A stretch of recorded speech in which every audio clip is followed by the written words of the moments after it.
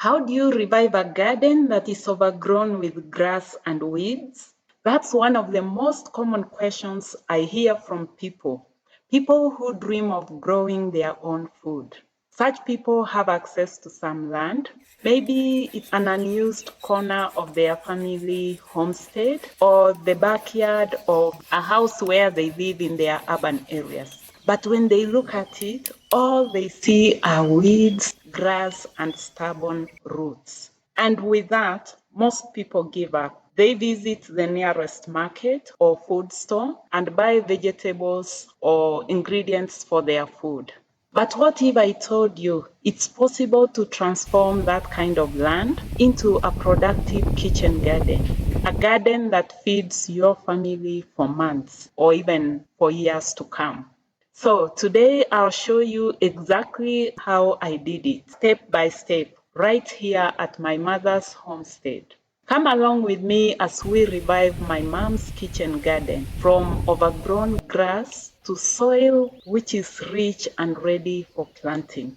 This is part of a series where I'll take you from cutting the grass, planting a variety of vegetables, also to harvesting, cooking, and enjoying the meals together. So grab your gardening boots and let's begin.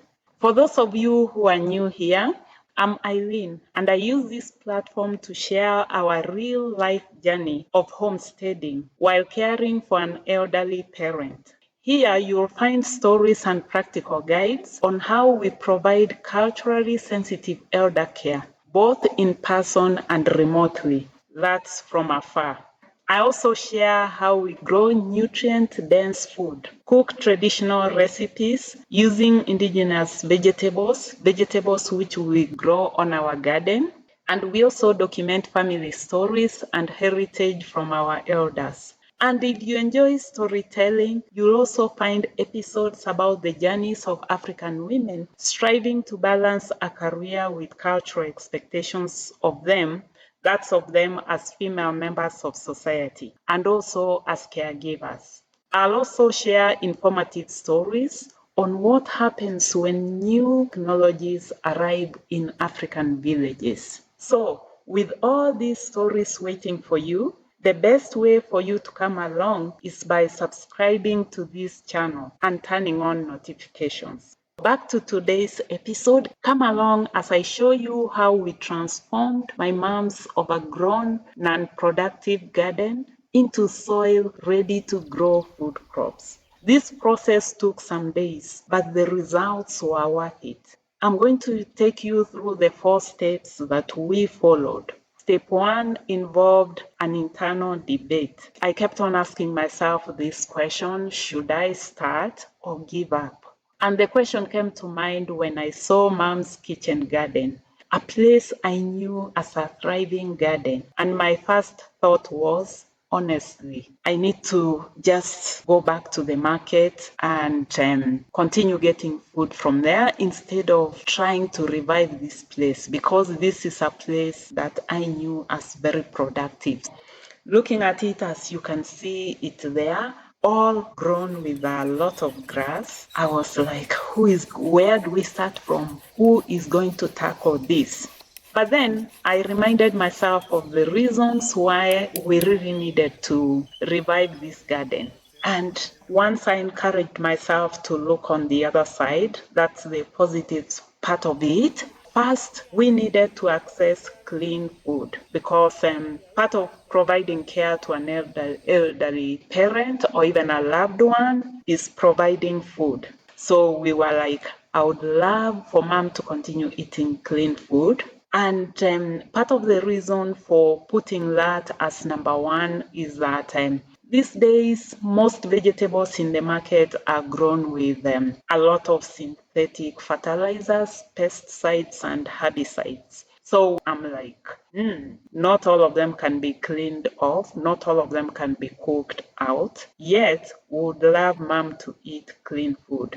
I got that encouragement. And then the second thought was that growing our own vegetables, growing our own food means having a choice. And for human beings, there is nothing as good as having a choice. In that, for vegetables, I get to decide which varieties to grow, especially when it comes to indigenous vegetables, which are rich in nutrients. And a third reason also came to mind. You know, the funny thing with once you shift your mind, if you're going to have positive or negative thoughts, whichever you choose, so many ideas will flow into mind. So once I chose that I have reasons to grow the vegetables, then there was a third thought, encouraging thought, which reminded me that growing our own vegetables means saving money.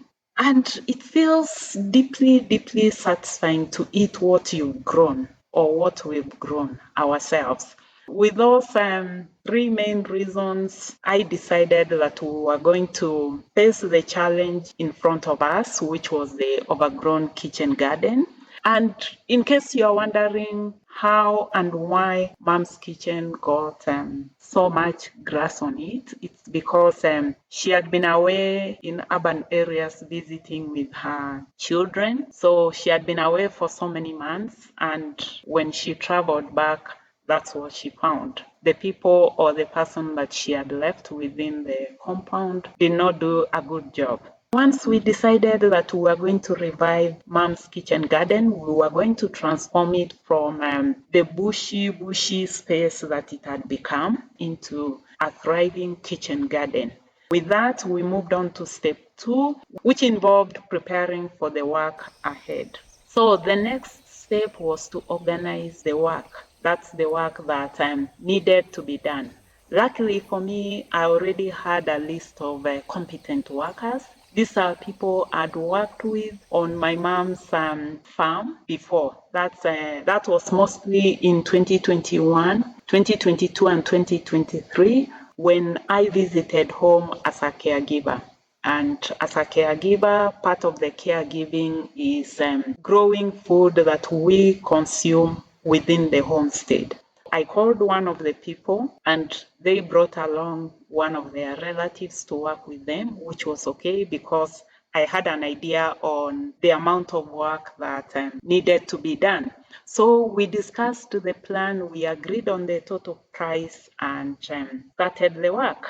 The first task was to clear all the grass and all the weeds from the garden. All that you're seeing there needed to be cleared because our goal was to reach the soil so that we could start planting. But as you're going to see below, we did not just want to reach the soil, but we also needed to enrich the soil because after the growth of all the grass and the weeds you are seeing, it means that they've pulled out a lot of nutrients from the soil. So what did we do? We started the digging, but the digging had to be done deeper than usual. Actually, Mom and other people who were nearby, when they saw what we were doing, they kept on asking like, why are you digging a hole? And I kept on saying, no, we are not digging a hole. We are just going to dig the whole of this space. That's the space for the kitchen garden, which could be around 60 by 80. That's in terms of space. So I kept on telling them, no, we are not digging a big hole covering all that space. We were digging about 1.5 feet below, which can be measured. It's like from your wrist all the way to the elbow. I explained that we were not just digging for planting, but we were preparing the ground so that we could layer composting materials, which at the end of the day would start feeding the soil with nutrients, and it would feed the soil in a very natural way. After digging, we moved on to step 3, which involved gathering composting materials. We gathered the composting materials from around the homestead, which means that everything that we used was natural and very biodegradable. So here is what we collected: Tithonia. As you can see, those are the Tithonia leaves and part of the branch. We harvested it from our compound, that's from our farm. It grows along the family fence and very rich in green nutrients. So we harvested enough to use. We also gathered dried grass, and we got most of it from what had been slashed out of the overgrown kitchen garden. And you can see now from there, it's like even though in the beginning we looked at it, we considered it grass that was not needed, but now we are recycling it back as part of our compost. We also gathered brown dried leaves, and we did this by sweeping the compound because we have trees within the homestead. Just went there and picked the leaves. We also brought dried cow dung from our domestic animals. As you'll be seeing in future episodes, we have livestock, a variety of livestock within the homestead. I also brought along some crushed eggshells, and these are shells that we keep whenever we eat eggs within the home.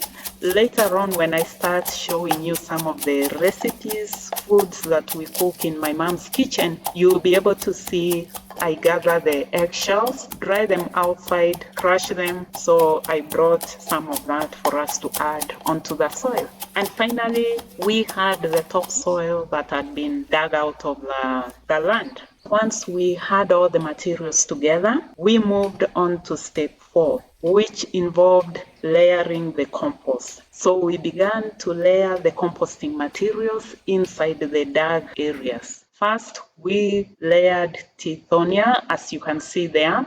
All that we did was just to pick the leaves and the branches and throw them inside the dug area. After that, we added dried grass, then more Tithonia. We threw in some soil. We added the brown leaves, the cow dung, covered with some soil, and then we put the eggshells. And then after that, we now put back all the soil that we had dug out of the area. We spread out the soil until the area or the land was now back to its original level. With that, now people were like, Mom was like, oh, I see you're not going to plant in the hole, because initially she thought when we dug out a lot of soil, she assumed that we were going to plant deep inside there so that the crops now are below ground. No, she got to see what we did. So once we finished returning the soil, like covering all the composting material that we had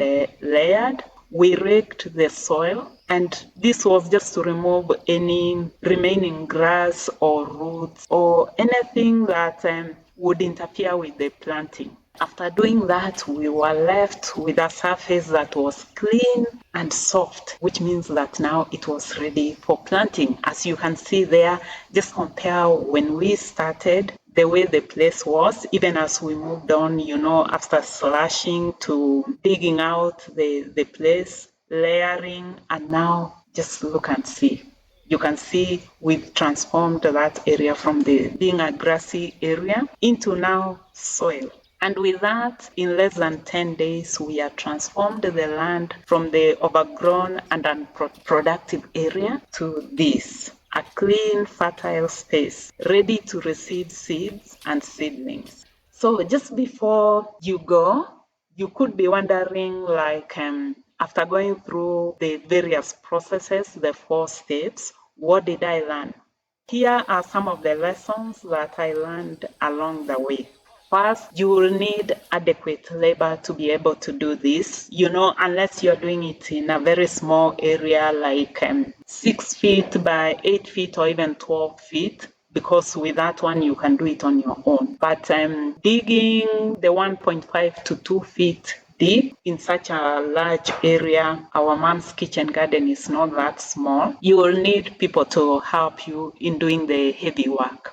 The second lesson I learned is that you need to gather your composting materials in advance so as to avoid delays. Because if we had not done this, imagine leaving the dark space open. In case it rains, what it means is that water will fill that place before you return the soil. So it's good to have your material ready. And the other lesson that I learned is that you need to supervise the process closely. Unless you're sure of the people who are doing the work, even if you are, because the people I was working with are not new workers to me, but the process that we were going through was new to them. So it's good to be available to guide your workers so they understand why each of the steps that you are taking them through, why it matters. That's why we need you around.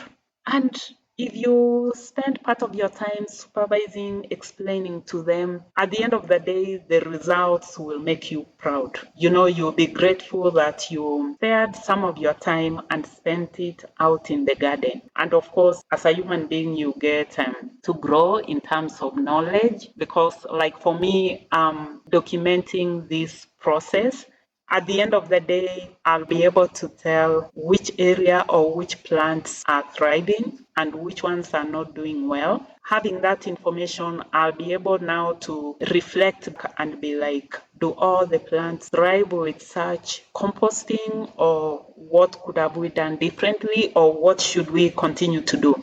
So it's a very good learning process, because gardening is repeatable. So once you have the detailed information, next time it will be easier and faster.